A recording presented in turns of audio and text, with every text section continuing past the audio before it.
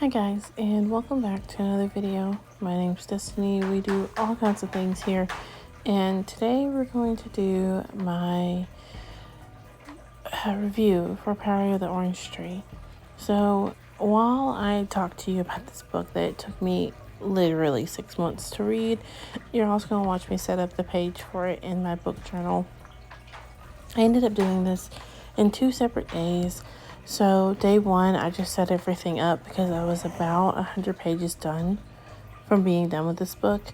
And then day 2, I actually put my review in and everything. I'm sorry if you hear noises in the background. I'm at my mother's doing laundry at the moment, and my little one's asleep next to me. So if you hear snoring, that's what that is. But Priory of the Orange Tree follows Ede as she is in a country where her beliefs are not the beliefs of the country, and that if they knew the truth, she would be labeled as a heretic. And it's honestly, the best way to put it is a lesbian high fantasy story. That is the best way to put it. That's the way it was put to me when I decided to pick this book up, and I'm so happy I did. Even though it took me like literally 6 months to read, it was worth every minute I read it. I had a moment where I would pick it up, put it down, pick it up, put it down, pick it up, put it down, because it is 800 plus pages long, and that to me is not that long because usually Sarah J. Maas's books are that big. I just think that with Maas's plot lines, they're so, I don't want to say simple, but they are. And this one's so richly detailed in the best possible way.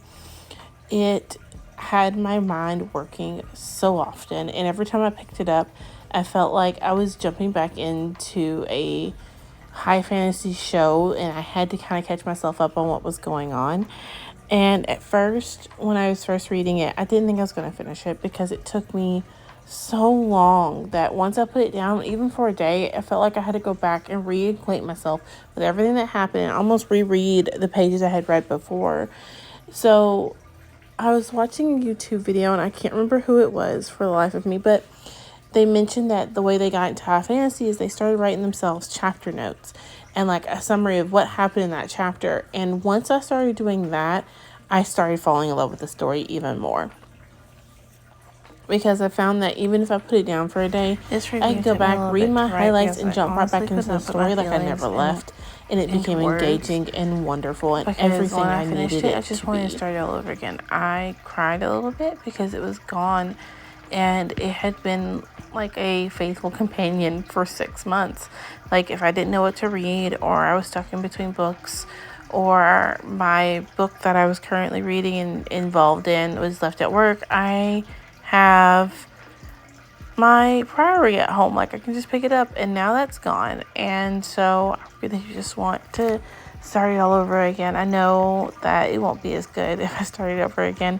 There's not that bit of discovery is gone, but I will be picking up the prequel. I'm so interested in the original story and what happened and all of that goodness. I can't wait.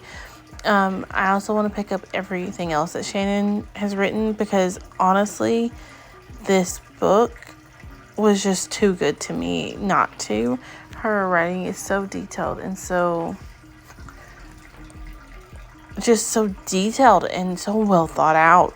Like, to think that she wrote a whole world, gave us a list of characters, gave us a whole timeline of what happened before we meet these characters, and a glossary in the back of this book. The woman put in work, and it was worth every minute of it.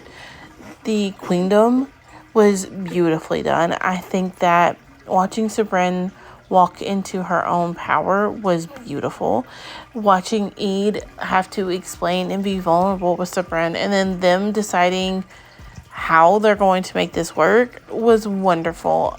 I don't want to give too much away in that part because I don't want to give spoilers, but it's a 5-star read. If you have not picked this up, I highly recommend. And I recommend writing yourself chapter summaries because you will flip perspectives. You will flip places, and you flip not really time. Like, time is pretty linear in this one. It's the characters the amount of characters there are and the amount of settings you're in. Because within the first 5 chapters, you're in 3 different settings with 3 different POVs, and you're not sure how they tie in. And they tie and twist together so beautifully and so effortlessly too, that it's like, holy crap, this could have been real life. Like, the things that happened did not feel convenient, even though I know they are because it is a fictional story. They did not feel that way. I could rattle on all day about it, but I love this so much.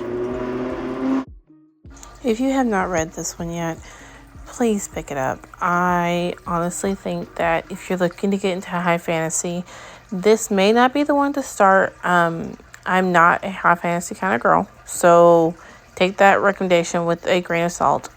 It will be picking up more high fantasies. I just think I'm gonna have to make myself notes, because sometimes I like a simpler, more linear plot. And high fantasy, from what I can tell, jumps around a lot and weaves a lot of threads together. And you have to be able to keep all those threads straight. And I don't know if I can. But I think that I will be definitely picking up more high fantasy. I will be picking up the prequel to this one. And I know that she has written another series as well. I think it's a duology. Don't quote me on that I'll be picking up. Yeah. I will say the other high fantasy I have read that I felt was a little more easy to get into, but it is a big book and the series is not finished. We probably will never get the series finished, is Name of the Wind. That one's really good. If you've not picked up that one, I highly recommend if you're looking for a big book to make a project of next year. I think that's what I'm going to do.